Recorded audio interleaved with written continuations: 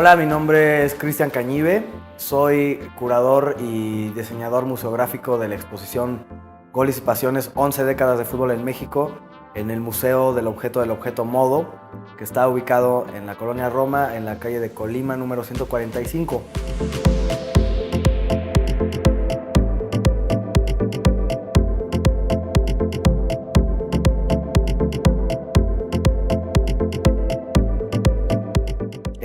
Bueno, comenzaré por explicar primero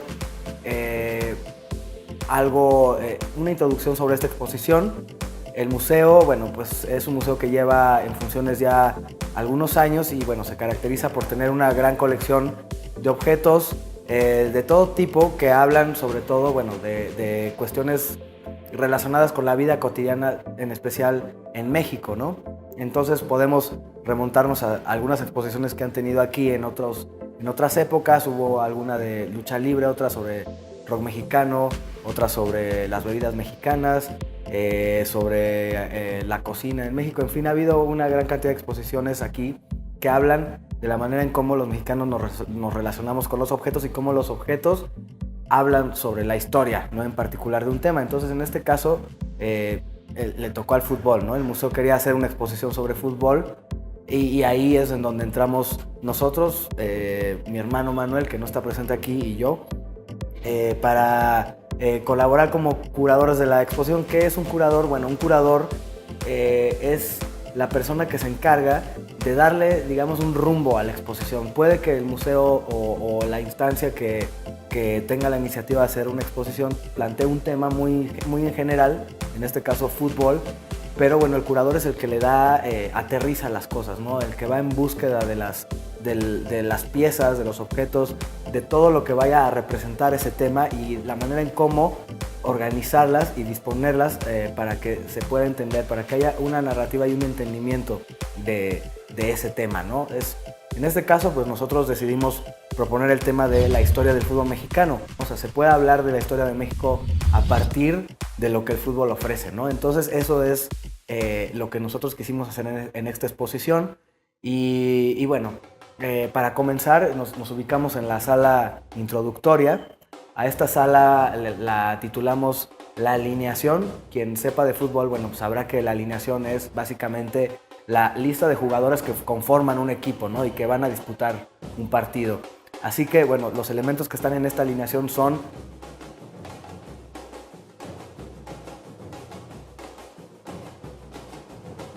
lo que hicimos en esta sala fue escoger 11 piezas, o bueno, más bien 11 temas que resultan simbólicos para la práctica del fútbol y en especial para la historia del fútbol mexicano, ¿no? Entonces, aquí detrás mío tengo un panel en el que se cuenta de alguna manera la historia de los instrumentos esenciales para la práctica del fútbol, ¿no? Que son el balón y los zapatos.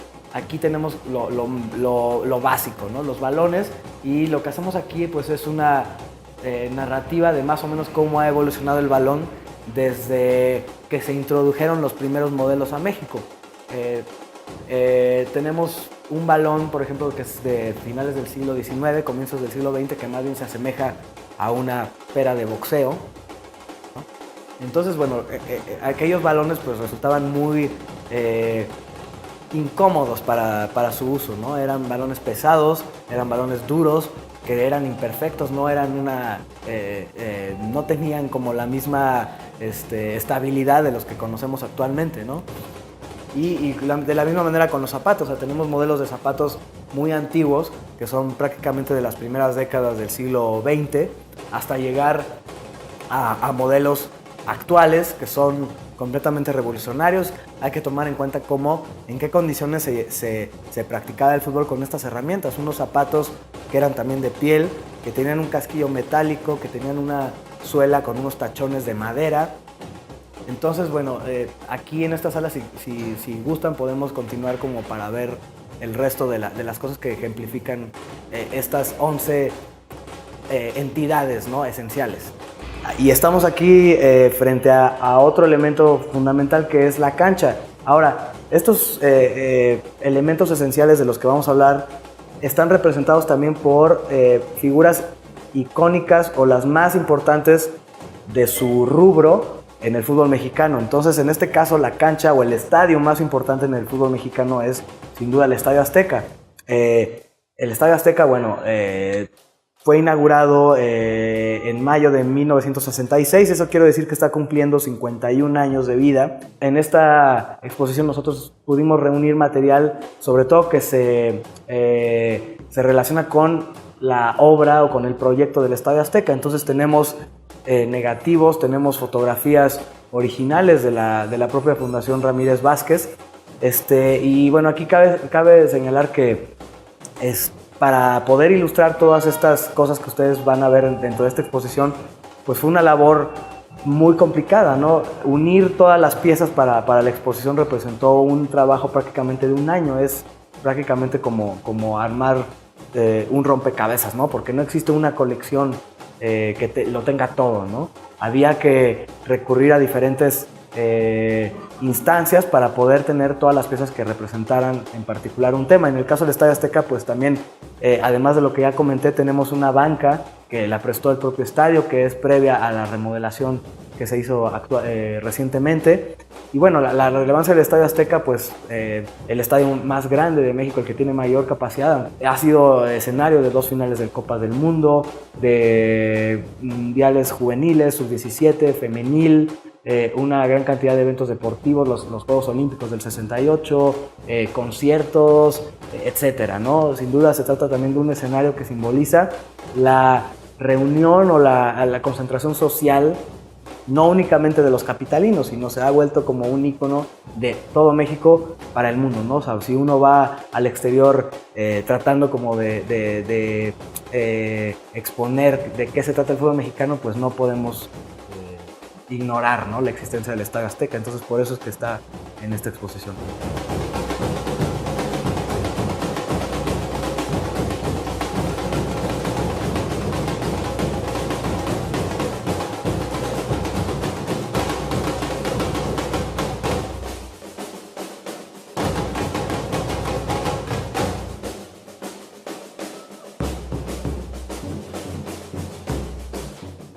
Continuamos en este recorrido, en esta primera sala introductoria de la exposición. Y bueno, para poder ilustrar el resto de los íconos o elementos esenciales del fútbol mexicano, escogimos una serie de personajes que son los más importantes en su puesto, ¿no? Tenemos representados al entrenador, que es Ignacio Treyes, que es el entrenador que aún vive, tiene 101 años. Él es el entrenador que más campeonatos ha ganado en la Liga Mexicana, el que más partidos dirigió a la selección nacional. Había que representarlo de alguna manera y bueno, tenemos aquí una chamarra que fue suya. También tenemos al portero, ¿no? El fútbol, sin duda, uno de los puestos, o el puesto que se distingue prácticamente del resto, el más especializado en toda la práctica del fútbol es la portería. Escogimos a Antonio Carvajal, la Tota Carvajal, como el representante máximo de la portería en México. Es un personaje que jugó 5 Copas del Mundo desde 1950 hasta 1966. Probablemente muchos de nosotros no lo vimos.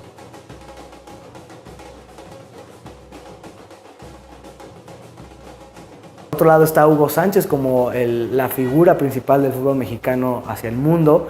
Él fue una estrella del Real Madrid en los años 80, ganó la Bota de Oro, ganó campeonatos de goleo conocidos como Pichichi. Por otro lado, Rafael Márquez como el capitán del equipo. Él también ha tenido una trayectoria sobresaliente, jugó en Europa, en el Barcelona. Fue campeón también, el único mexicano que ha ganado la Copa de Europa, la Champions League. Así que él también está representado a través de una camiseta que le perteneció. Por otro lado hay otros elementos que no son personajes propiamente, pero está también representado el arbitraje, ¿no? El arbitraje, bueno, tal vez como la figura más odiada del fútbol. Desgraciadamente los árbitros, bueno, el oficio de árbitro es algo difícil, impopular, pero bueno, había que representarlo de alguna manera como el personaje o el ente que tiene que aplicar la justicia dentro del campo, ¿no? Entonces, para ello también tenemos algunas piezas fotográficas, algunos reglamentos. Por otro lado está también representado el trofeo, ¿no? Que en una competencia es el objeto en el que se centra la búsqueda o el objetivo de un equipo, ¿no? Ganar un campeonato que se simboliza a través de un trofeo o una conquista, ¿no? Y por último también está representada la afición mexicana a través de ciertos objetos que son como muy típicos de la afición mexicana, ¿no? Que resultan pintorescos, que resultan propios del fútbol mexicano, como pueden ser las matracas, como pueden ser las trompetas, como puede ser también la superstición, ¿no? Entonces, bueno, eso cierra esta sala, ¿no? Que es como una manera de empaparse tal vez de los momentos más importantes en la historia del fútbol mexicano. Y repito, a lo largo de toda la exposición, de todo este recorrido que vamos a hacer en este video, se van a observar objetos o testimonios que realmente son auténticos, originales, que pertenecieron a los mismos protagonistas del juego, ¿no? A jugadores, a directivos, a clubes, en fin, todo lo que está en esta exposición proviene de las fuentes directas del fútbol mexicano, ¿no? Y para llegar a ellas, bueno, pues fue sin duda un esfuerzo grandísimo porque están involucrados más de 40 colecciones. O sea, para hacer todo este trabajo, pues uno tiene que ponerse a investigar desde los libros que existen, estar seguro realmente de qué camino es el que uno va a seguir para encontrar ese objeto, ¿no? Desgraciadamente el fútbol, si bien es una actividad muy popular, que se lleva, vaya, que acumula muchos recursos, que está trabajada por mucha gente, que está en los medios de comunicación, realmente no hay un rigor o no hay una institución que se dedique como a salvaguardar, digamos, la historia del fútbol mexicano, ¿no? Entonces existen por separado varias colecciones que están haciendo su esfuerzo en particular para conseguirlo, y aquí en esta exposición tratamos de juntar varias de esas colecciones, ¿no? Para ilustrar un tema más grande, ¿no? Es complicado armar todo este rompecabezas, y por lo mismo creo que eso es como parte del valor de visitar o de estar, tener conocimiento, acercarse a esta exposición, porque están reunidas varias de las cosas, o sea, que todavía sobreviven hasta la fecha, ¿no? Que hablan del fútbol mexicano, y por lo mismo, y a través del fútbol mexicano se habla del país mismo, ¿no? De la historia de México.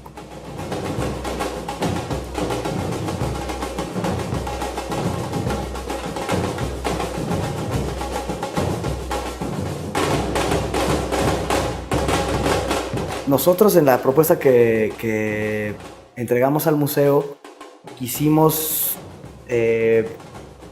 mostrar los episodios históricos pues, más relevantes, ¿no? que tuvieran que ver con la práctica del fútbol en México pues, desde los orígenes, ¿no? Así que, bueno, en esta sala en la que nos encontramos creo que es un buen ejemplo para explicar todo lo que conlleva la labor de la investigación curatorial, y también la parte del diseño museográfico, ¿no?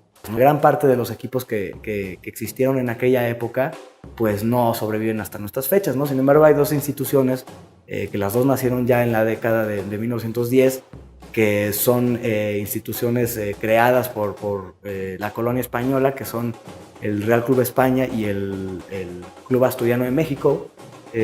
Pues ellos conservan gran parte, ¿no? de lo que llega.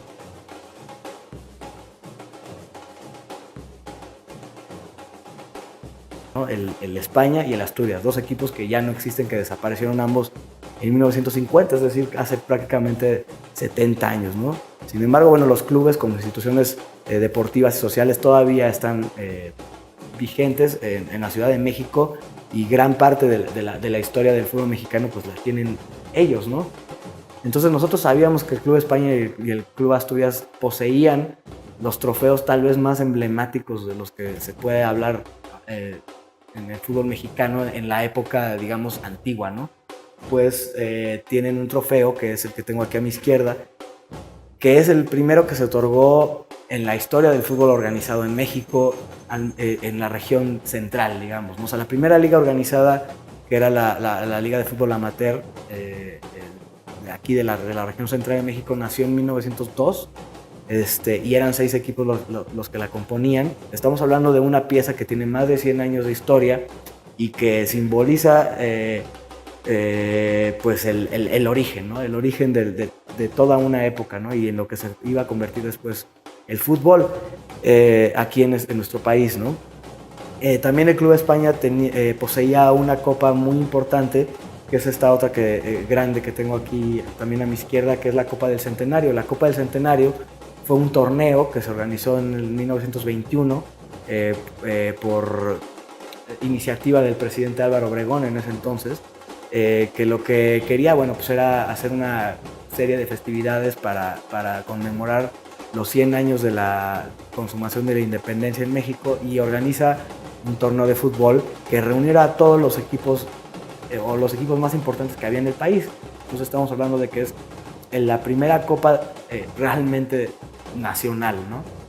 En este lugar se reunieron estas piezas con carácter histórico, las más importantes, pero bueno, no únicamente estas que les menciono, otras que también, bueno, prestó el Club Asturiano, que en ese entonces era el equipo de fútbol Asturias.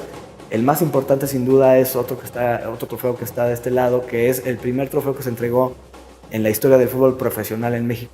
Y otras piezas que están aquí reunidas en este lugar, bueno, provienen de otras fuentes que son instituciones públicas que, bueno, conservan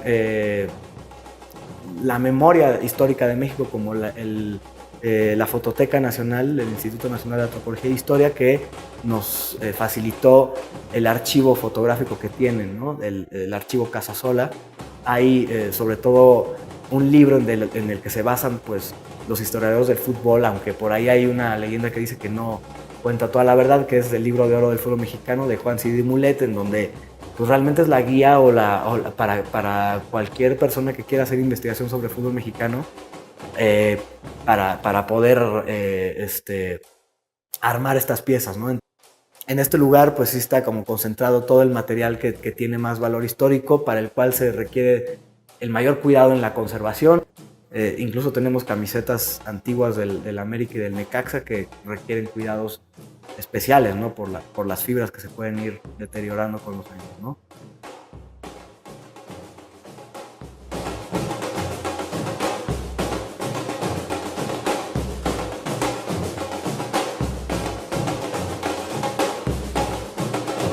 Bueno, entre otras cosas, además de elaborar como una narrativa o una manera ordenada de aproximarse a un tema, entre otras cosas es la selección de objetos, ¿no?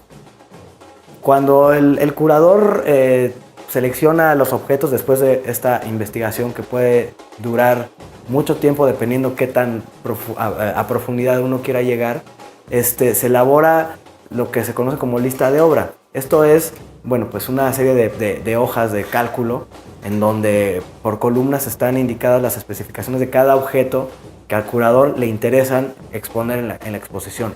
El museógrafo es la persona o la entidad que se encarga de diseñar los espacios para que los objetos estén dispuestos de la mejor manera posible, ¿no? O sea, complementar este discurso del curador, que muchas veces se queda nada más como en la abstracción o en la teoría, llevarlo como a una cuestión pues tangible, un espacio, un diseño de espacio que va a ser donde finalmente la gente o el visitante tenga la relación con el objeto, ¿no? Entonces, pues, ¿qué implica el diseño museográfico? Bueno, pues desde tal vez elegir la sala que es ideal para determinado núcleo temático o para determinado tipo de piezas, ¿no? Porque hay veces que las piezas que uno elige por el tamaño mismo rigen el tipo de espacio que uno necesita, ¿no? Entonces, incluso hablando aquí del museo, que es en realidad una casa adaptada,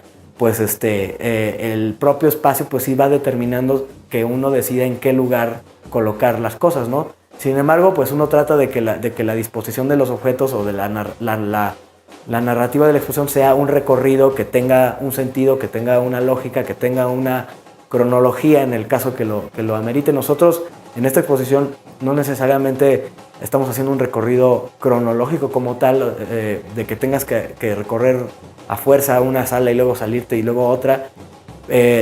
Más bien es por núcleos temáticos, pero bueno, el museógrafo se encarga de que ya una vez determinado el espacio que va a servir para el tema, para el núcleo temático, qué muebles se van a utilizar, de qué materiales van a hacer, cuánto van a medir, cómo se van a instalar, si va a haber gráficos a la pared, si el muro va a ir pintado de un color o de otro, si va a haber pantallas, de qué tamaño van a ser esas pantallas, en dónde van a estar colocadas.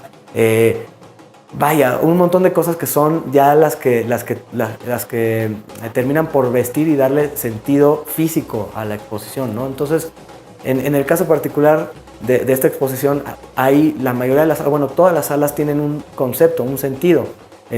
La primera que vimos, por ejemplo, que fue la de la introductoria, el tipo de museografía o el tipo de mueble que se diseñó para esa exposición estaba inspirado en las formas reticulares, es decir, en redes.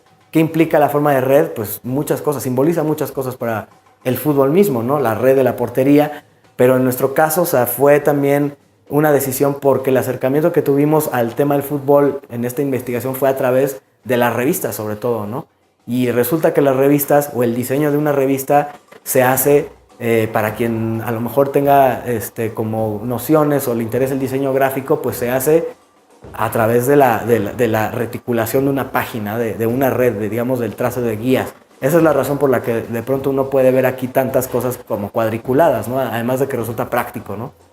Y por otras partes, bueno, ya cada sala tiene su concepto especial, ¿no? O sea, hay una sala de donde están los equipos de primera división que es como una especie de vestidor, ¿no? Donde cada equipo tiene un casillero. Esta sala que es de los mundiales que se han jugado en México, bueno, pues tratamos de incorporar la gráfica de la imagen oficial de aquellos mundiales y pues trasladarlo, plasmarla en los muros, por ejemplo. En fin, o sea, realmente cada una de las salas tiene un concepto detrás y ese también es como parte de la labor del museógrafo, ¿no? O sea, que realmente el diseño, la disposición de los espacios no únicamente responda como a una cuestión estética meramente, ¿no? Sino que traiga también un concepto detrás, ¿no? Y esas cosas se trabajan en conjunto con el curador, pero en este caso, como éramos la misma persona, pues bueno, o sea, era natural que se diera de esa forma, ¿no? Entonces, bueno, pues eso es para explicar un poco cuál es la labor museográfica y en particular lo que hicimos para esta exposición.